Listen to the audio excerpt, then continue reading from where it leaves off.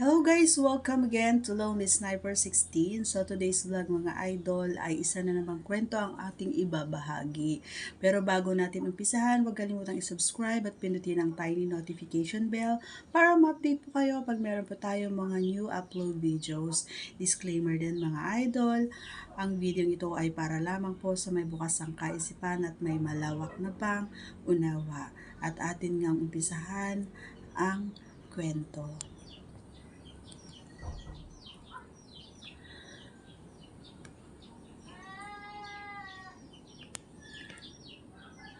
Uhaw si Manong. May 5 taon na ang nakakaraan nang maging asawa ko si Ronnie. Isang mabait na asawa at mapagmahal na ama sa aming nag-iisang anak na lalaki. May maganda siyang trabaho at may malaking sweldo na nagbibigay ng dugo. Pero ang kasiyahan at karangyaan namin ngayon ay hindi pala magtatagal. Dahil sa isang pangyayaring hindi namin inaasahang magaganap. Siya ay naaksidente. Galing siya noon sa isang pagtitipon, nagkainuman at nagkasiyahan.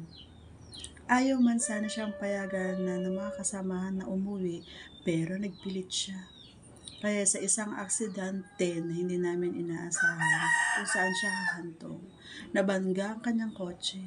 Sa tindi ng pagkakabangga ay hinayupi ang harapang bahagi nito at naipit ang kanyang mga tuhod na siyang naging resulta ng kanyang pagkalumpo.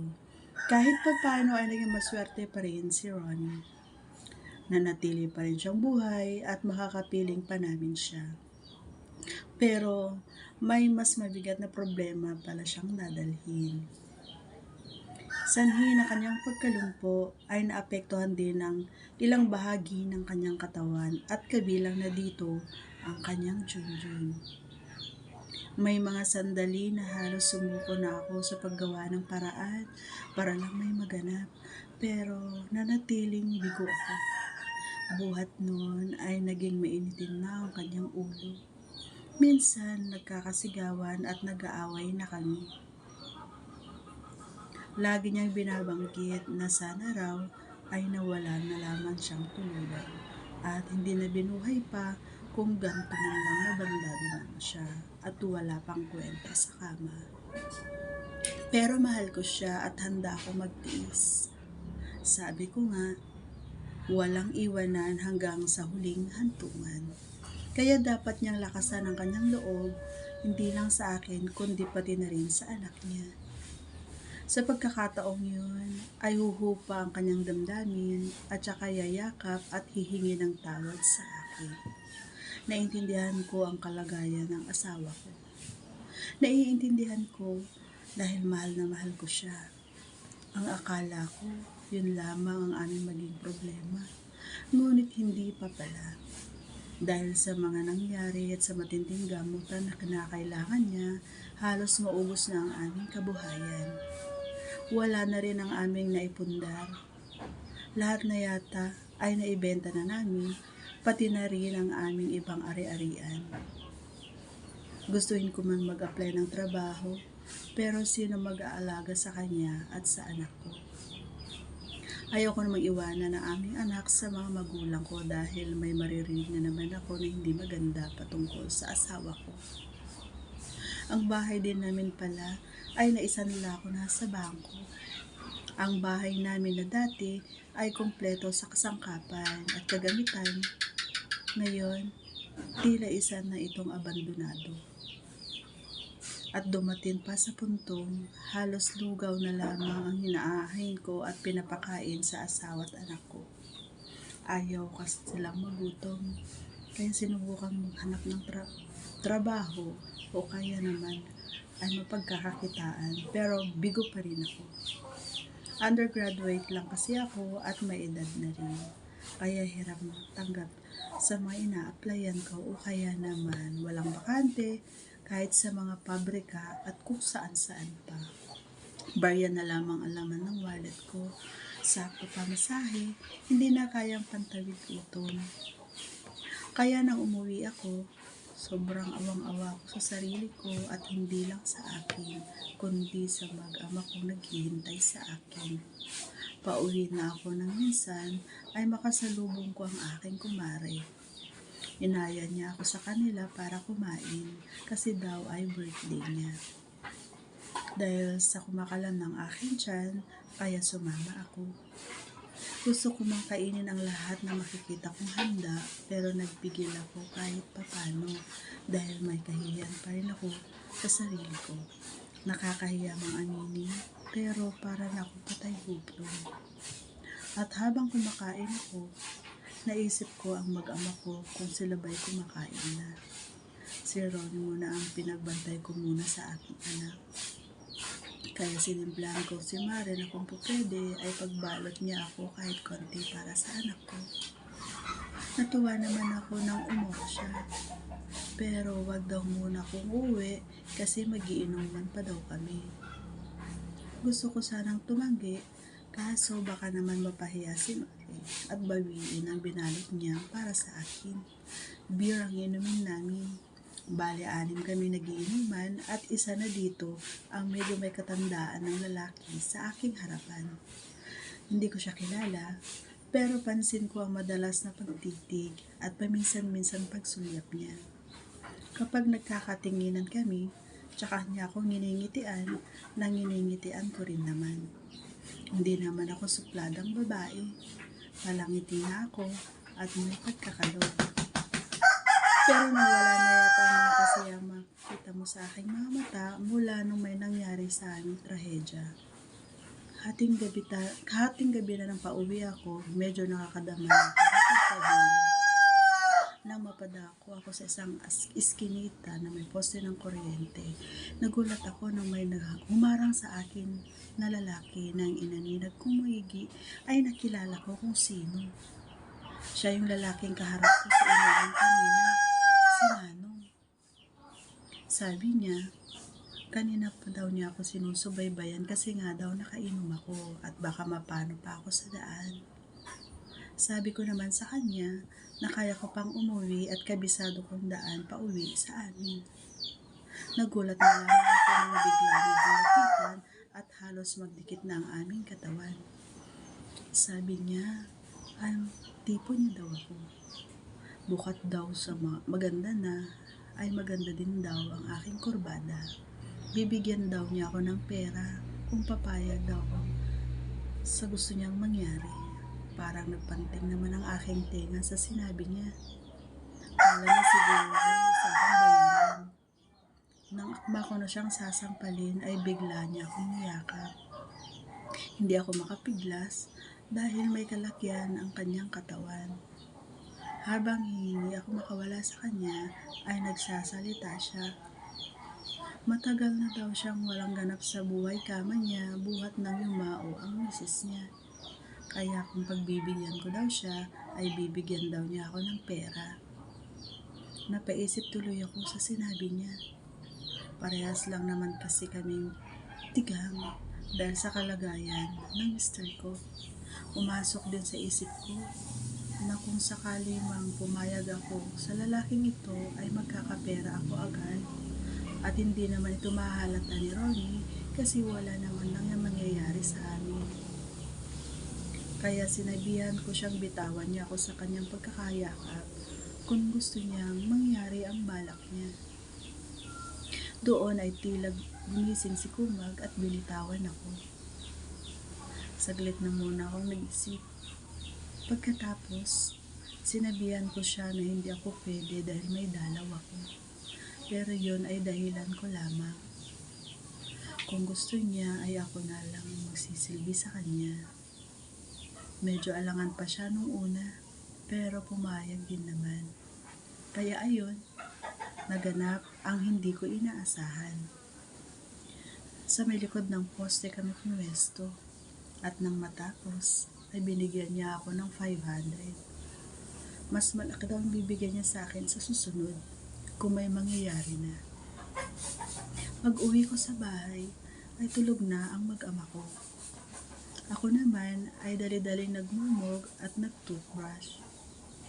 Naiiyak akong isipin na gawa ko ang bagay na yun, na dapat ay sa asawa ko lamang. Pero lahat ng iyon ay titiisin ko.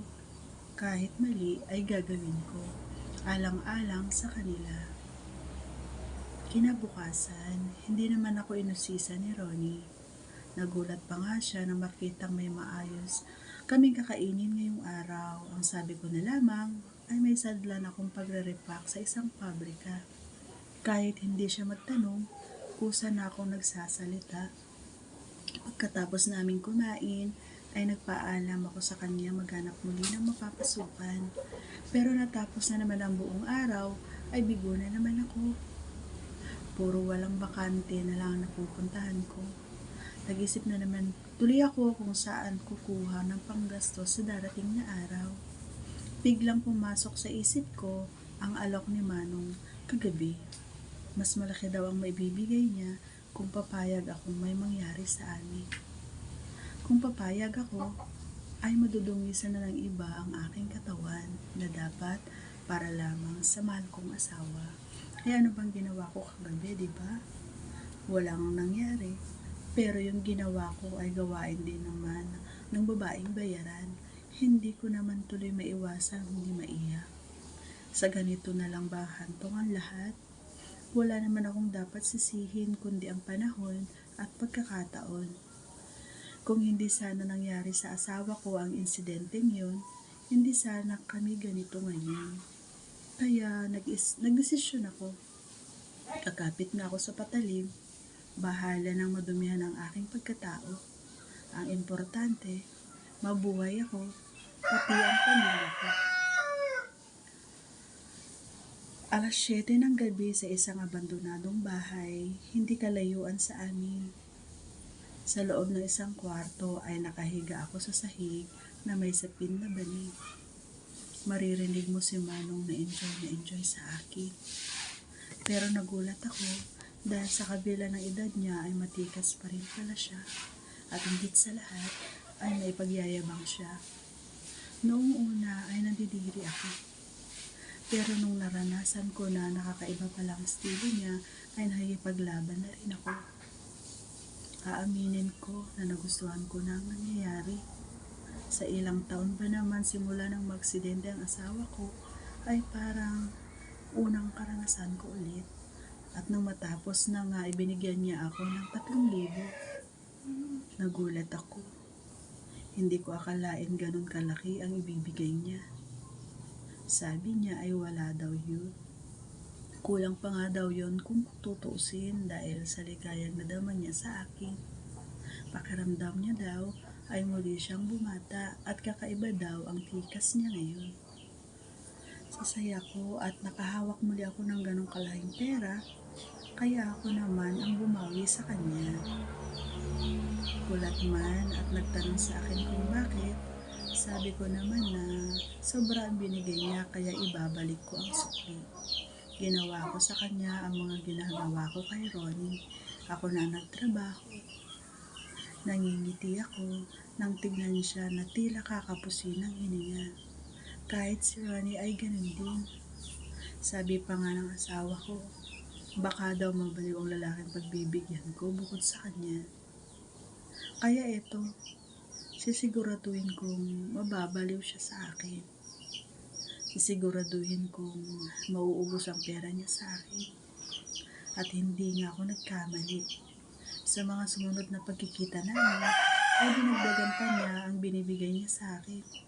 Ako naman, syempre mas ginalingan ko ang performance. Ayaw ko sa hotel o sa ibang lugar kasi naiisip ko baka may ibang makakita sa akin kaya dito na lang sa abandonadong bahay nito ay sapat na. Saan ko pa hahanapin ang trabaho? Kikita ka na higit pa kung minsan sa 3,000 sa isang magdamagan basta hihiga ka lang. Bonus pa yung nakukuha ko din yung pangangailangan ko na hindi na kayang ibigay ng asawa ko. Sa totoo lang, noong una ay nandidiri ako sa sarili ko, pero nung lumaon ay parang naging okay na. Kumikita ka na, natitigaw pa ang pagkauhaw ko. Dumating pa nga ang oras nasa mismong bahay namin mismo ginagawa. Sinisilip ko muna mag-ama ko kung hibing nang natutulog at saka ko papapasukin si Manong sa kabilang kwarto. Pagkatapos, bago mag-umaga ay pauuwiin ko na. Ngunit isang pangyayari ang di ko inaasahang darating. Inatake si Manong ng high blood at tuluyan ng binawian ng buhay. Tuluyan na ring nawala ang pinagkakakitaan ko. Ilang linggo din akong nagmukmuk sa bahay. Kahit si Ronnie, nagtatanong sa akin kung wala na daw ba akong sideline. Dahilan ko, nagsara na yung pinagtatrabahuan ko. Buti na lang kahit papano, ay nakaipon ako ng konti sa binibigay sa akin ni Manong. Pero hindi yun naging sapat at madali ding naubos. Kaya kumilos na ako bago pa masagad ng gusto ang ipon ko. Nag-decide ako na gagamitin ko ang aking katawan para kumita. Ewan ko, parang na-enjoy ko ng ganito. Talaga napariwara na ako. Hindi ko na mabilang kung ilang beses na akong labas-masok sa baganteng bahay. Kahit bagets, basta may pera ay pinapatulan ko. May mga naging nobyo din ako. Pag nobyo ko naman ay sa bahay ko dinadala. Pero kung hindi, doon lang sa baganteng bahay. Pero dumating din yung point na natakot ako na baka malaman ni Ronnie itong gawain ko. Pero may pagkakataon, kinausap ko siya ng masinsinan. Sinabi ko sa kanya na wala na akong makitang mapapasukan. Kung papayag siya, ay may alam akong madaling paraan. Tumimain sa akin. Parang tinitimbang ang aking sasabihin. May idea na siya kung ano gusto ko sabihin sa kanya.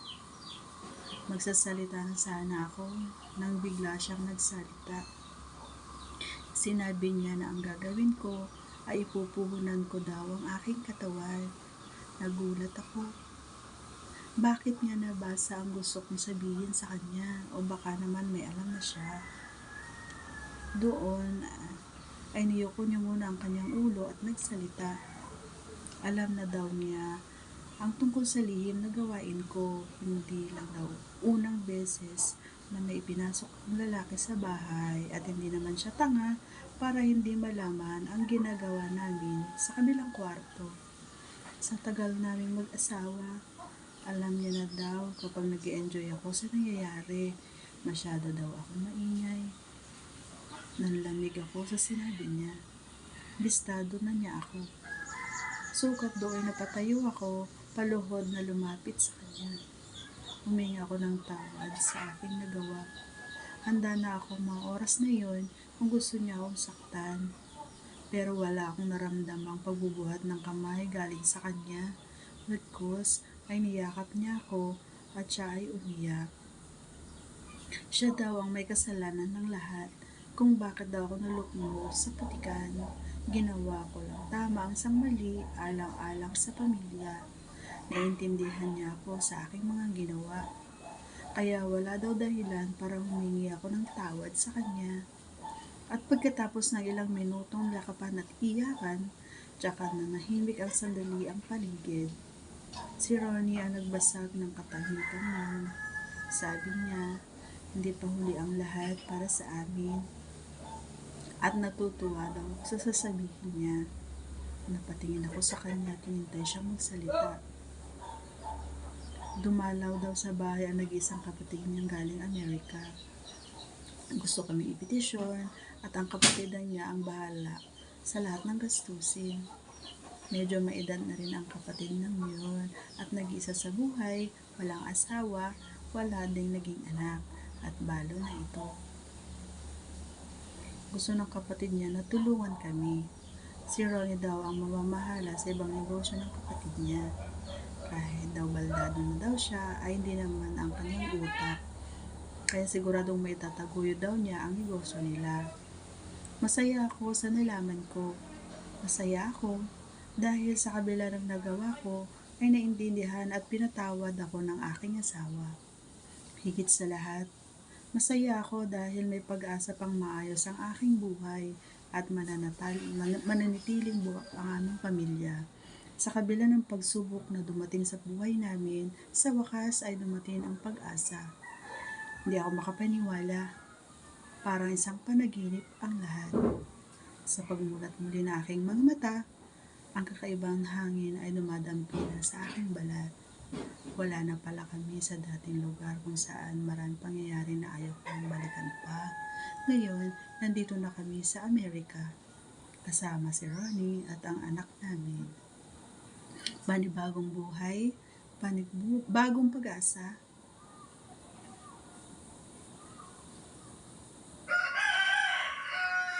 Thank you mga idol! Maraming salamat sa pakikinig sa ating kwento at muli, pakisubscribe po ang ating channel at pinutin ang tiny notification bell para ma-update po kayo pag meron po tayong mga new upload videos. God bless everyone! See you on my next vlog!